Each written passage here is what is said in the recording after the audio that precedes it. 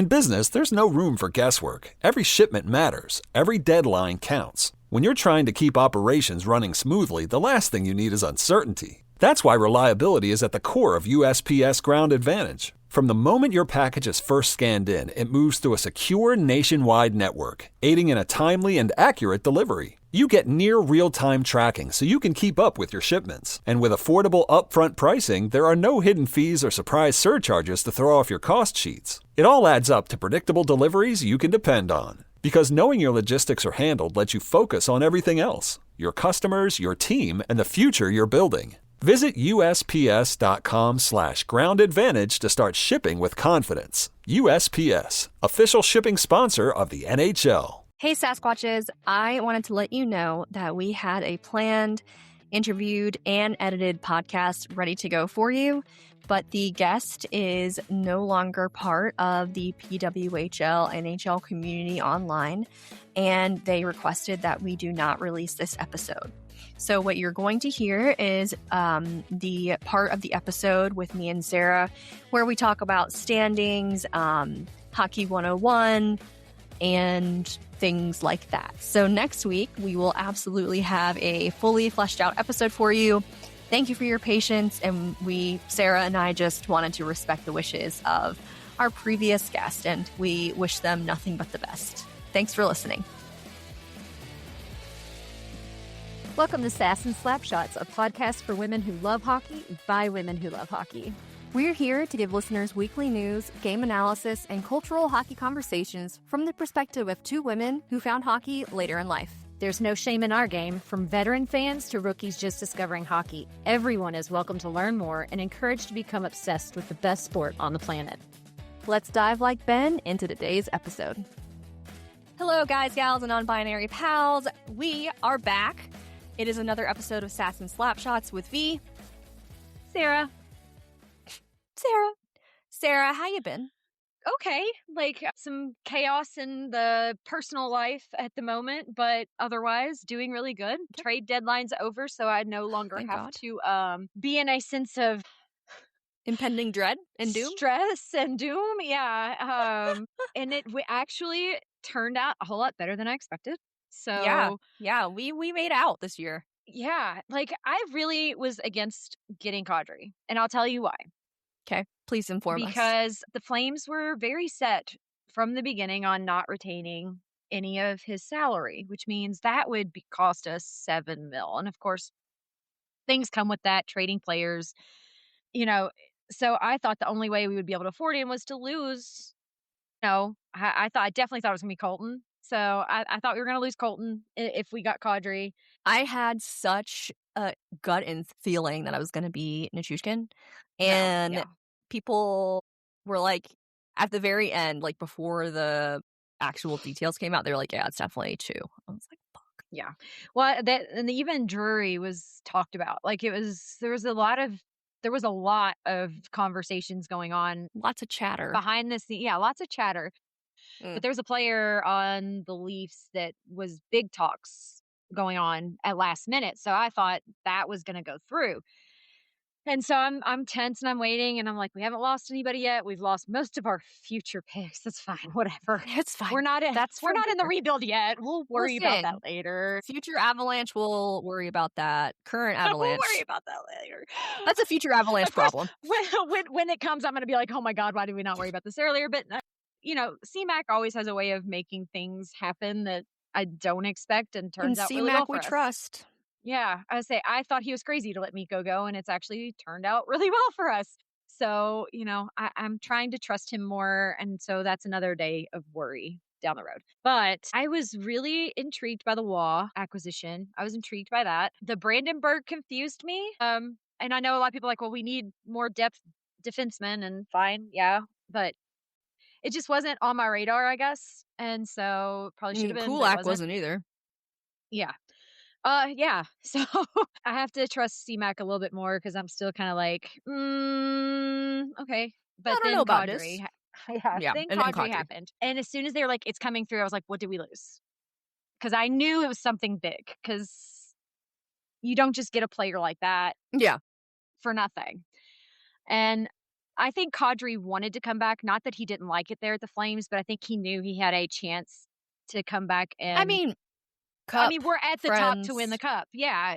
So Cup, friends, Colorado. It's hard to say no to that. Right. So, and I think the Flames finally got to the end and no one wanted to take that money dip. And so they finally were like, okay, we'll retain some. And it happened. And I think we got all the better for it. I mean, comes out and gets an assist first game back. It was great. So I'm on board now. I wasn't because the money things seemed to happen and it worked out and we look good. And now as long as we have the money to pay Cale, I'll be a happy panda. Happy panda.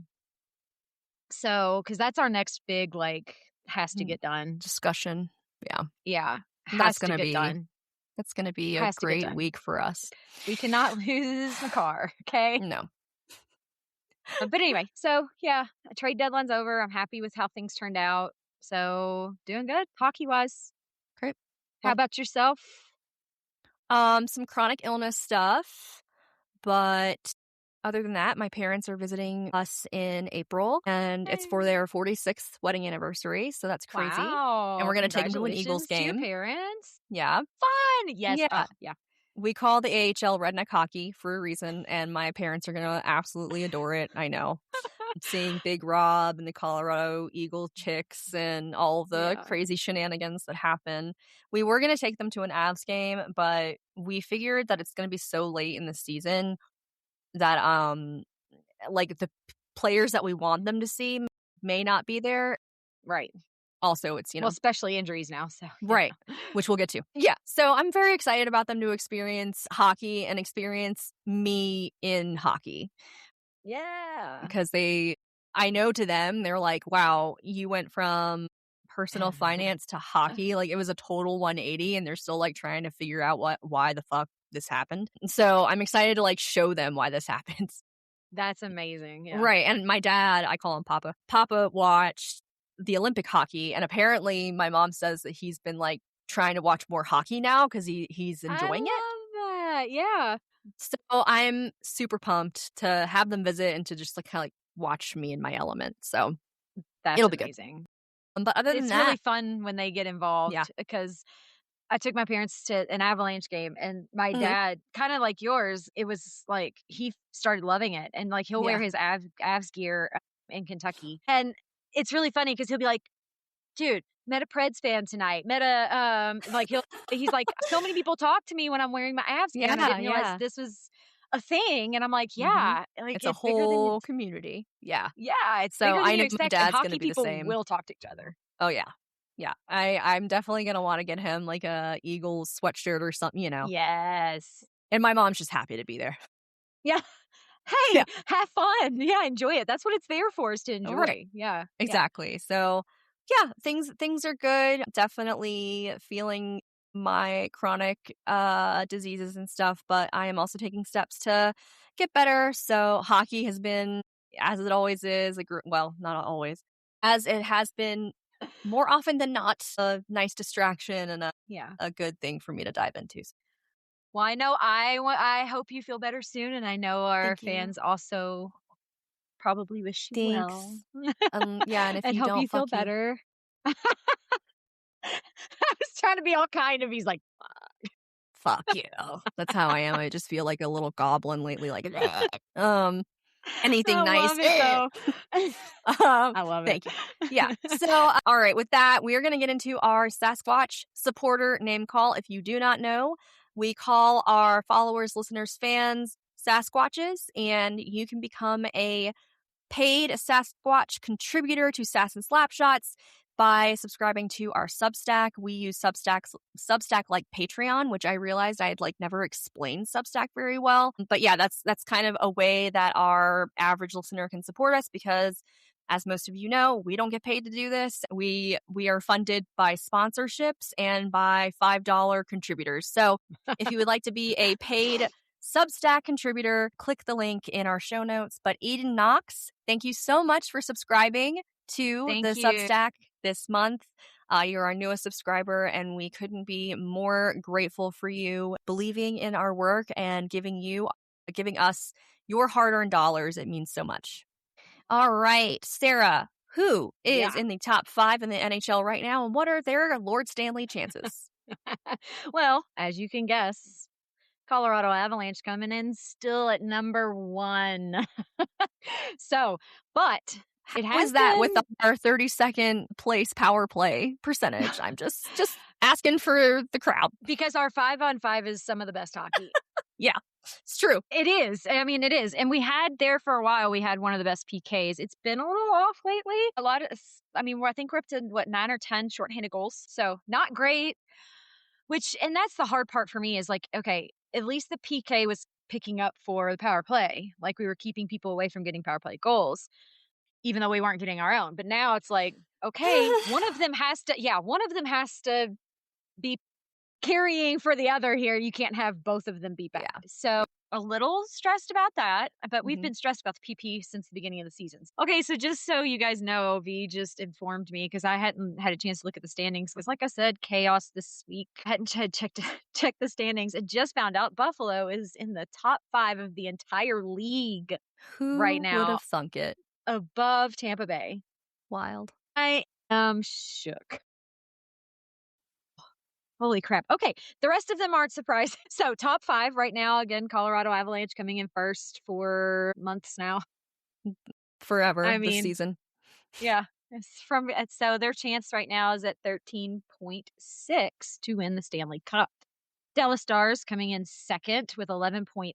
They had a 9 or 10 game run there. The Colorado Avalanche. So my petty comes out when it's Dallas. Sorry, guys. Number 3 in the league right now is Carolina Hurricanes with a 12.6% chance to win the Stanley Cup. Number 4, Minnesota Wild, 5.5% chance. That dropped quite a significant amount. Buffalo Sabres coming in at 5, number 5 in the league with 4.9% chance to hoist Lord Stanley, which is insane to me. Like I knew they were doing really well, and they had like an up and then down, and then now they're back up. And I'm like, because they were up there for a minute a couple months ago. Yeah. And they were doing really well. And then it kind of went back down. And now it's back up again. I'm like, okay, well, cool. Maybe I need to start getting to do some research into that. Watching gear. Yeah. So I did try to keep it to 10 guys. I really did. But we're at the time of the season, like right at playoff push where like everybody starts to get fucked up. And I said that during the Olympics too. But like, honestly, leading up to the February break and then after, it's just injury. So, Sarah, what do we got? So up at the top on injuries, we have Kochitov for the Hurricanes, and I'm sorry if I mispronounced that. We also have Colton is out for the Avalanche. He got injured in the Oilers game last night. He is day-to-day. LOC, we have heard several updates saying our mayor is close to returning to the ice. I have not seen any skate reports where he's been skating with the team, but Bednard gave a really positive update. Several people have said he's getting really close. So we're just waiting to see a confirmed update that he is skating with the team and should be back before playoffs, hopefully. We'll see. Landy. Cale Makar. Hey. Stop hurting your own teammates, okay? Especially Landy. Yeah, right. This is the second time he's caused Landy to be out. Cale did his thing and hit a puck really, really, really hard. And right it was aimed in a really terrible place for Gabriel Landeskog. If you want a good laugh, he posted his cup where it was broken. So Landy is hurting in a very personal area right now and is week to week, last I heard. So bless his heart. And Cale, stop it. Joe jokes that like, is he gunning for Landy's captain position? Because at this point, it's like stop it.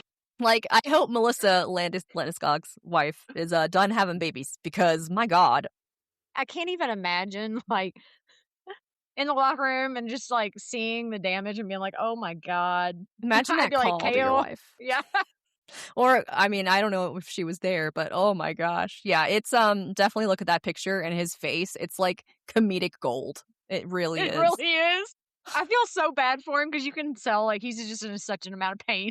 Mm-hmm. But The picture's so funny. It's great. I hope they hang I that don't picture like in the laughing locker at room. people's pain. Right. I don't like laughing at people's pain, but oh my God. Anyway. It's hard not to. Right.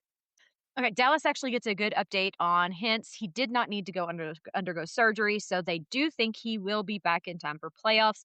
That is not confirmed by Rope Hintz. This is just what I'm hearing from the writers on their beat. So don't want to say confirmed because, again, until I see it from Dallas themselves, but that's what I'm hearing in the news is that he will be back for playoffs and did not have to undergo surgery.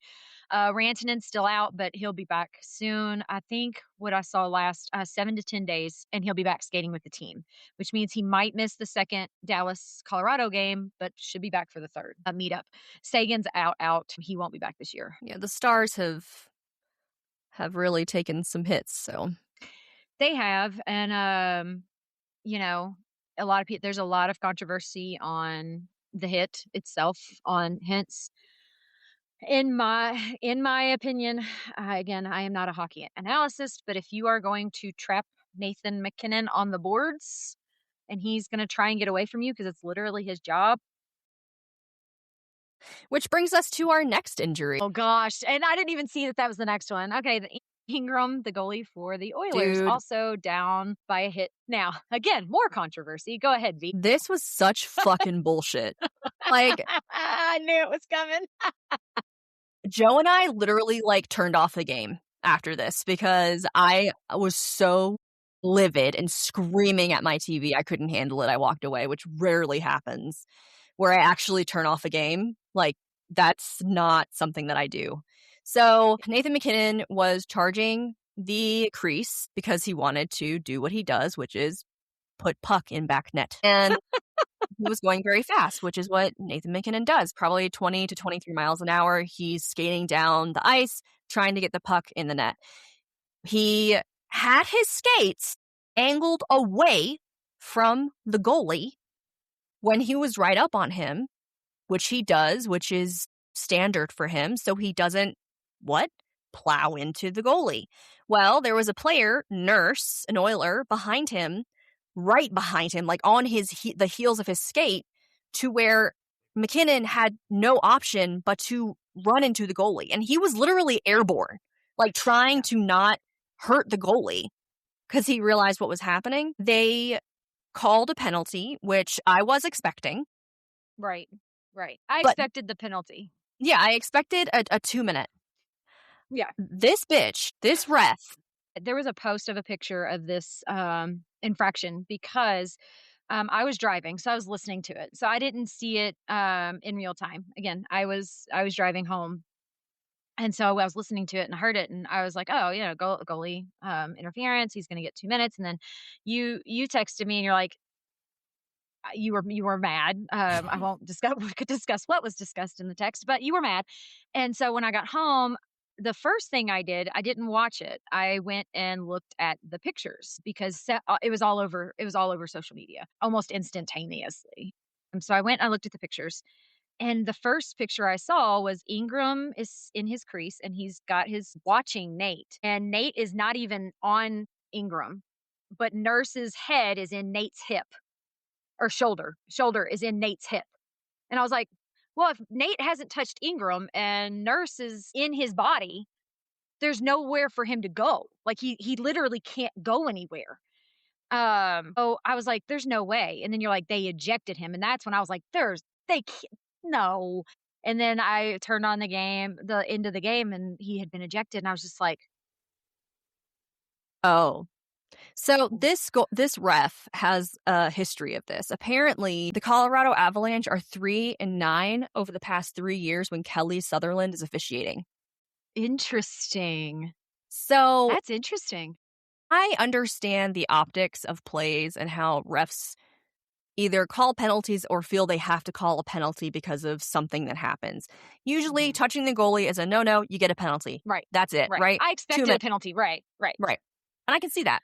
5-minute and then an ejection. I would almost be fine had it been 5 minutes. Yeah. Whatever. But the ejection was over the top. Over the top, unnecessary, and not a good call. this was not Nate going and like just charging the goalie with no defenders near him and just like running into him. No. There was a defender on his hip and he's skating fast. Like, this is not just, oh, just turn around. You're on skates on the ice. This is not just a simple, and yeah, Nate is one of the best to ever hit the ice. Right. But there's still only so much man can do. Right. He can't defy physics. He has to make split seconds decisions. And It wasn't so, intentional. To me, it was not intentional. Had it been No. intentional, absolutely. Sure. Ejection, sure. But Nate, I would like, totally his agree. skates turned. He went airborne to try to avoid Ingram. And as soon as it happened, he like turned around and was like, oh my God, you know? Yeah. It was one of the worst calls I have ever seen. And I was shaking. I was so angry. And right before I turned it off, I saw Coach Bednar talking to the refs, and I could tell he was pissed. And the announcer was like, I really love how calm Bednar was. And I was like, oh my God, you do not understand. You don't know Bednar. When Jill was Bednar like, is of calm course you think and that. right, when Bednar's face looks calm, you in danger. You in danger, girl. You got to get out. Yeah, and Now, of course today. His intense, broody look is normal. The like... Yeah, that stare, I was like, no, he is shaking in his loafers right now. We know when Bednar's mad. Yeah. You can just tell by how calm Bednar is, how calm he is not. He's not okay. And of course today it came out that he like eviscerated the refs and he was angry and furious, and it was just one of the worst. It was one of the worst. I think it's fair to be angry. To Oilers' credit, it was in the like after watching it in the moment, it looked really bad. But if you watch the replay, you look at pictures and you realize, okay, like crap happens in hockey, and that's awful. Like, never want to see a player down ever. Any player. Even when Rope went down, I was like, man, I hope he's okay, because you want these competitors to be able to compete. You want them to be able to do their thing, and anyone getting hurt is awful. But you also can't make a call that is very blatantly not intentional and call it a misconduct. Yeah, agreed. But that's just my opinion. We have a lot of opinions about goalie interference here on Sass and Slapshots, but it is what it is. I disagree, but it's over, and the guys held it together. They kept it to only losing by one, with Nate being out, Colton being out, having to scramble with all of that. Right. So with all of that, they kept it to one goal. I can't wait for the matchup. April 7th is going to be insane. But I do have a funny stat for you. Guess how many game misconducts Nathan MacKinnon has? Because everybody's like, oh, he's a dirty player. That was his first. That was his first in 900 games. His first misconduct in 900 games. He doesn't play like that. People are like, he's a dirty player, I'm like, you don't know Nathan MacKinnon. You don't know. He's not a dirty player. He's a strong player, and he's a fierce player, and he's not going to take crap. But he's not a dirty player. But he's not. Who is he on the Stars? Come on. So let's keep going. All right. I'll make the rest That's quick. Our aside. Yeah. I'll make the rest quick since we're like way over now. Reinhart and Marchand are out for the Panthers. Fiala out for the season for the Kings. Gerard out for the Penguins. Crosby also out, still on IR with no return date on Crosby. I did see he was skating though, so that's good news. Yay. Tanev had core surgery and will miss the rest of the season for the Maple Leafs. Mark Stone for the Knights, out. Kane is out for the Canucks. Cool. Top 3 in the PWHL right now. We have the Boston Fleet coming back up top. Montreal Victoire, Minnesota Frost. So there's your top 3 for the PWHL right now. They just keep switching. So... Well, I mean, when you only have 8 teams, like one game can change your entire standings. So that's that.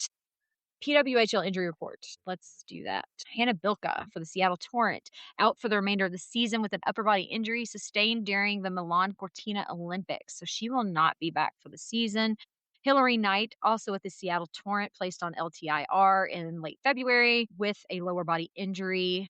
I have not heard whether she will be back for the run for Walter. Kendall Coyne Schofield for the Minnesota Frost, placed on LTIR following the Olympics as well.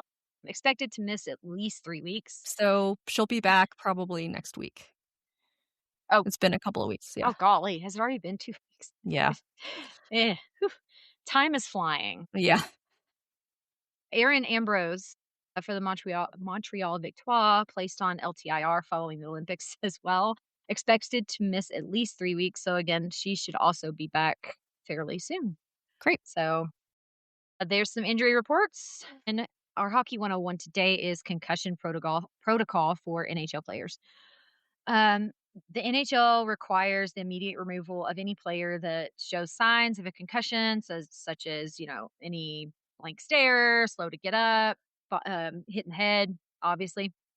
They get a 15-minute evaluation by the medical staff. After that, they kind of go from there on, do we have to go into full concussion protocol? A mandatory removal, players showing any symptoms come out.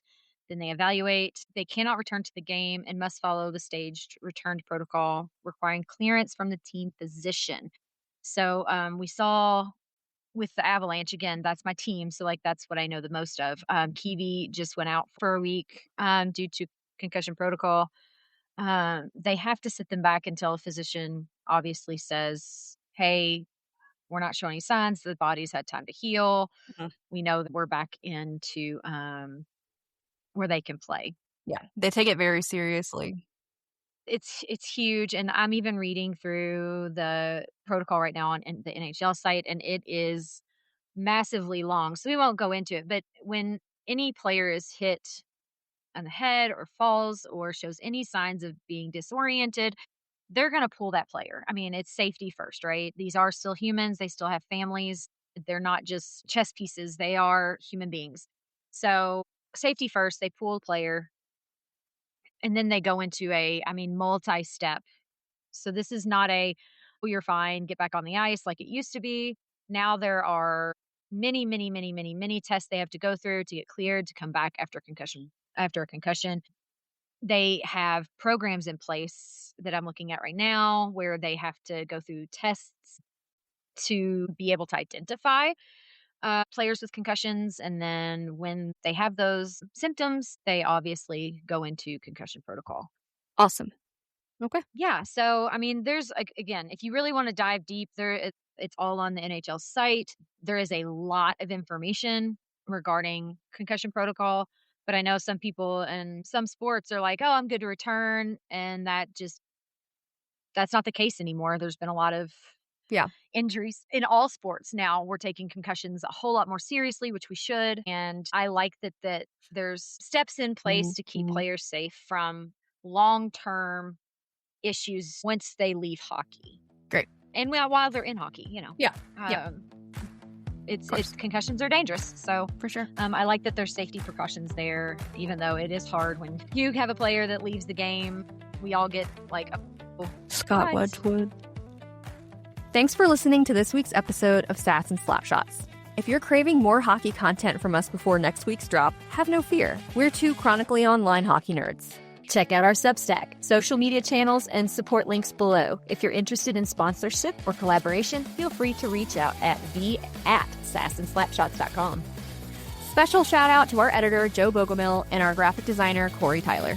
We appreciate all of the support and can't wait to chat with you next week. Bye. Bye.